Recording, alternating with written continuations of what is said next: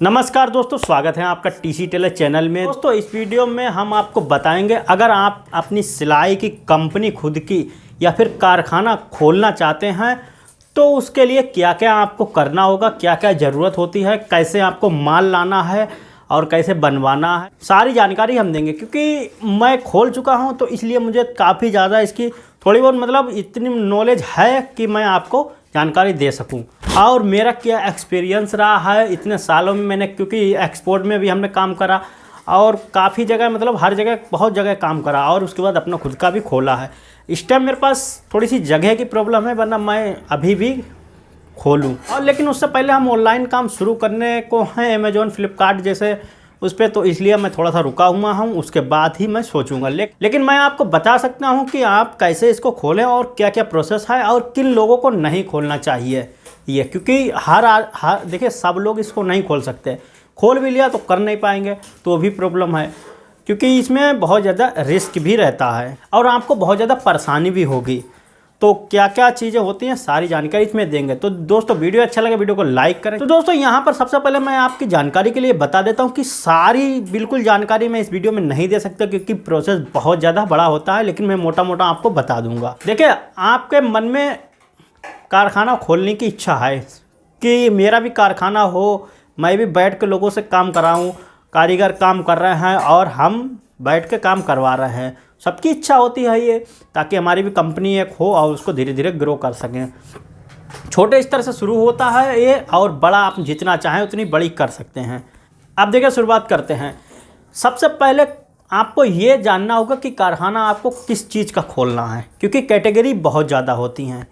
Hosiery का खोलना है, या फिर आपको जैकेटें ही सिर्फ बनवाना है, या फिर आपको एक्सपोर्ट का करना है, या फिर आपको रेडीमेड करना है, या फिर खुद का माल बना के और मार्केट में सेल करना है। और फिर उसमें भी होता है कि क्या क्या माल आप देंगे खुद का, क्योंकि जैकेटें बनवाएंगे अपनी खुद की, या शर्टें बनवाएंगे रेडीमेड वाली, सूट की कुर्ती बनवाएंगे, तो उसमें भी काफ़ी चीज़ें होती हैं। तो सबसे पहले तो आपको ये डिसाइड करना होगा कि हमको करना क्या है, क्योंकि एक कैटेगरी पे आपको चलना होगा। सब चीज़ अगर आप करेंगे ना एक साथ तो हो नहीं पाएगा, क्योंकि ना ही आपको वैसे कारीगर मिलेंगे और ना ही आप पैसा काम कर पाएंगे। अब मैं आपको बताता हूँ, अगर खुद का काम करना चाहते हैं तो आपको पैसा ज़्यादा खर्च होगा। शुरुआत में आपका काफ़ी ज़्यादा पैसा खर्च होगा। अब हम बात करते हैं कि माल कहीं से आप लाएं और उसको बना के और दे दें और अपना पेमेंट ले लें और कारीगरों को दे दें और अपनी कमीशन अपने पास रखें।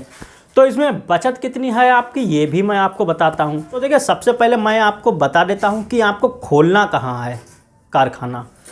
जैसा कि आप एक देहात क्षेत्र में खोल रहे हैं, सिटी में खोल रहे हैं, या फिर दिल्ली जैसे बड़े शहर में खोल रहे हैं। अगर आप दिल्ली में खोल रहे हैं कारखाना तो आपके लिए बहुत ही बढ़िया है, आपको तुरंत ही काम मिल जाएगा वहाँ पर। क्यों? क्योंकि फैक्ट्रियाँ पड़ोस में ही हैं। आप वहाँ पर मशीनें अपनी लगा के 10 मशीनें आपने ले ली। बहुत से लोग क्या करते हैं, देखिए यहाँ से जाते हैं बहुत से लोग, दिल्ली में थोड़े दिन काम करा, बहुत से लोग उस जगह काम करते हैं जहाँ पर लोग बाहर भी काम देते हैं बनवाने के लिए। तो आप क्या कर सकते हैं कि आपने 10 मशीनें किराए पे ले ली, दिल्ली में जगह ले ली दिल्ली में किराए पे। उसके बाद आपको कारीगर भी वहाँ पर मिल जाएंगे, थोड़े बहुत आपने अपने गांव से भी बुला लिए, और उसके बाद माल आपको वहीं पर मिल जाएगा। आपको क्या करना है, आपको बनाना है और वहाँ पहुँचा देना है। ज़्यादा दूर भी नहीं होता है, तो दिल्ली में कारखाना खोलने में बहुत ही आसानी रहती है और वहाँ काम भी जल्दी मिल जाता है, क्योंकि उन्हें मालूम है ये लोकल है, ये तुरंत जाएगा बना के और हमें तुरंत ही दे देगा। वहाँ को तो आपको दिक्कत नहीं है, लेकिन कस्बे में जैसे कि या फिर कहीं दूसरे शहर में हो तो वो लोग थोड़ा सा माल देने में कतराते हैं, क्योंकि आप कहीं भाग गए माल लेके, या फिर आपने ख़राब कर दिया माल, या फिर आपने टाइम से नहीं दे पाया, या फिर आपने माल रोक लिया उनका। तो बहुत सी चीज़ें होती हैं, तो इसलिए वो जल्दी नहीं देते हैं। अब माल देते कैसे हैं वो मैं आपको बताता हूँ। तो देखिए, फिर आपको मदद चाहिए होगी, तभी आपको वहाँ से मिलेगा माल। अब मदद कैसी, मान लीजिए दिल्ली में कोई काम फैक्ट्री है, ठीक है ना, या कंपनी है, तो वहाँ के आस पड़ोस में अगर आपकी किसी से जान पहचान है तो वो अपनी जिम्मेदारी पे आपको माल दिला देगा। एक बार आपका भरोसा उनका जीत लेंगे और आप टाइम से दे देंगे काम, और आपके अंदर वो समझ लेगा कोई फ्रॉड वगैरह नहीं है, तो आस पड़ोस के जो मतलब कंपनियां होंगी वो भी जानने लगेंगी आपको कि हाँ ये बंदा काफ़ी ठीक है, माल भी अच्छा देता है बना के, तो वो खुद आपको कहेंगे कि मेरा भी आप माल बनवाएं। तो इसलिए होता है। तो शुरुआत में आपको बहुत ज़्यादा प्रॉब्लम होती है थोड़ी सी, जब तक आपकी ठीक से सेटिंग नहीं बनी होती, जब तक आपको दिक्कत होती है। अब देखिए इसमें आपको भी रिस्क रहता है बहुत ज़्यादा। मान लीजिए आप तो शरीफ हैं, ठीक है ना, आप ऐसे ही चलेगा, या फिर कोई बंदा आपको ऐसा मिल गया टेढ़ा बेड़ा जो फ्रॉडिया है थोड़ा सा, या फिर आपको कोई ऐसी कंपनी मिल गई जिसमें आपने माल बनवाया, ठीक है, माल बनवा के भेजते रहे, क्योंकि कंपनियां जो होती हैं वो शुरुआत में आपको ऐसा नहीं हफ्ते में आपकी पेमेंट करेंगे, ऐसा दोस्तों बिल्कुल नहीं होता है। आपको पेमेंट कैसे करते हैं वो मैं आपको बताता हूँ। आपने एक बार 1000 पीस या 500 पीस बना के दे दिए, पैसा उनका नहीं मिलेगा। 3 महीने तक कोई कंपनी आपको पैसा नहीं देती है एक्सपोर्ट की।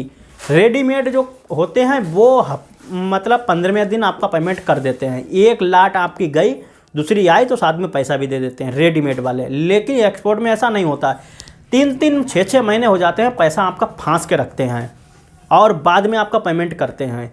उसमें क्या होता है, बाद में पेमेंट करते हैं, उसमें भी डेबिट वगैरह डाल देते हैं, थोड़ी बहुत अल्ट्रेशन होती है तो उसमें पैसा भी थोड़ा सा काट लेते हैं।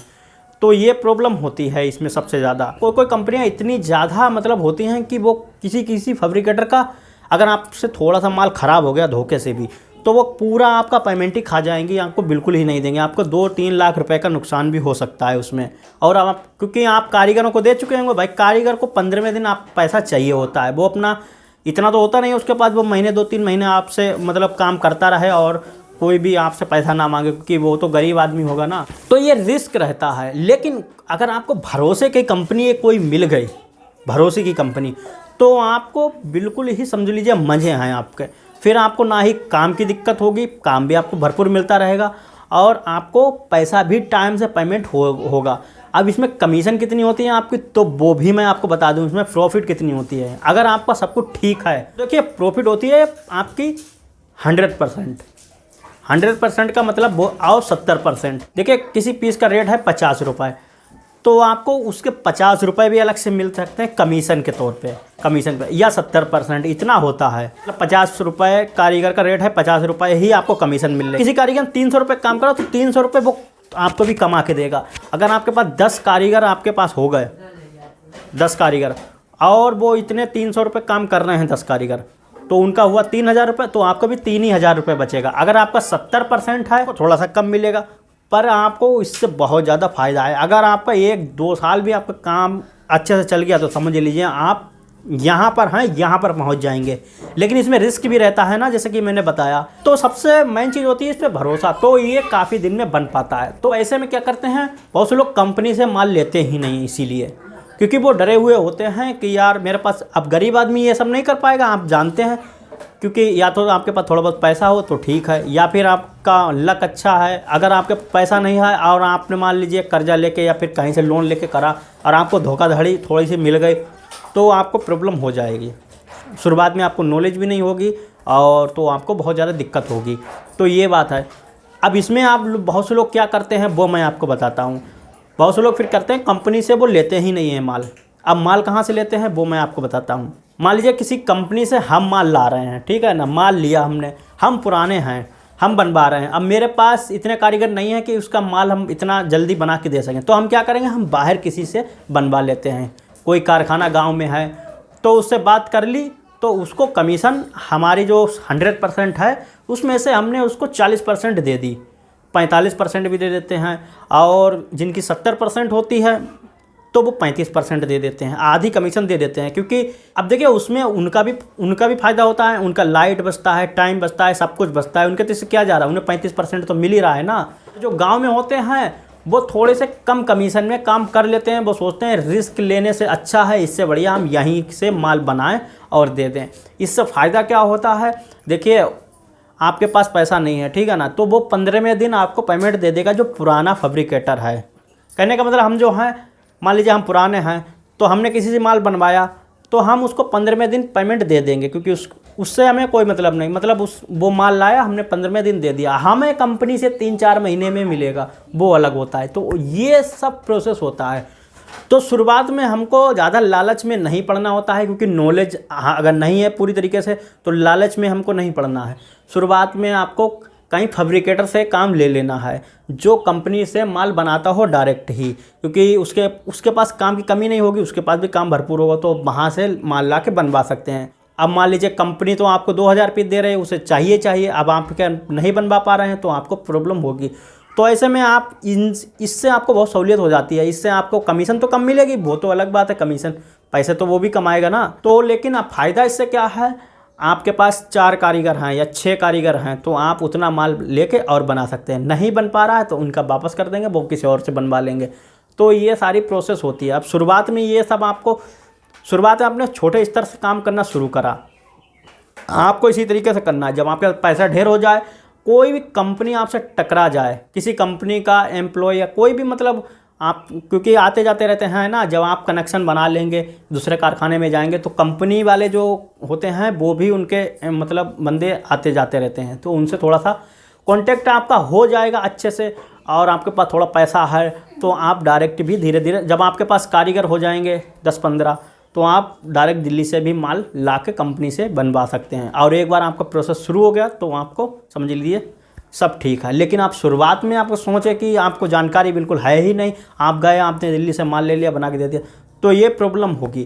तो जो बाहर काम होता है तो इसी तरीके से होता है, लेकिन दिल्ली में आप डायरेक्ट ही वहाँ से ला के और बना सकते हैं। इसीलिए दिल्ली में आपने देखा होगा सिलाई की काम की ज़्यादा कारखाने हैं। इसीलिए उम्मीद करता हूँ दोस्तों आपको समझ में आ गया होगा कि आपको माल कैसे लाना है और क्या करना होता है। ये मोटा मोटा मैंने बताया है, ये मोटा मोटा है, ऐसा नहीं है बिल्कुल महीन से हमने बता दिया। तो ये होता है, ये सिर्फ एक्सपोर्ट और जो है कंपनी जो काम करवाती हैं ये वो प्रोसेस है। जैकेट का है या रेडीमेड का, ये इनका अलग प्रोसेस होता है सबका। और उसके बाद आपको कारखाना कैसे खोलना है, क्या क्या चीज़ें होती हैं, इन सारी जानकारी अगर चाहिए तो चैनल को सब्सक्राइब कर लें। हम नेक्स्ट पार्ट में आपको धीरे धीरे देते रहेंगे, क्योंकि एक जैसे मैंने बताया एक वीडियो में हम कवर नहीं कर सकते हर चीज़, तो क्योंकि वीडियो बहुत ज़्यादा लंबी हो जाएगी, तो इसलिए। तो ये वीडियो दोस्तों अच्छा लगा, वीडियो को लाइक करें, चैनल पर पहली बार आए तो सब्सक्राइब कर बेल आइकन को जरूर प्रेस कर लें। फिर मिलते हैं नए वीडियो के साथ, तब तक के लिए नमस्कार।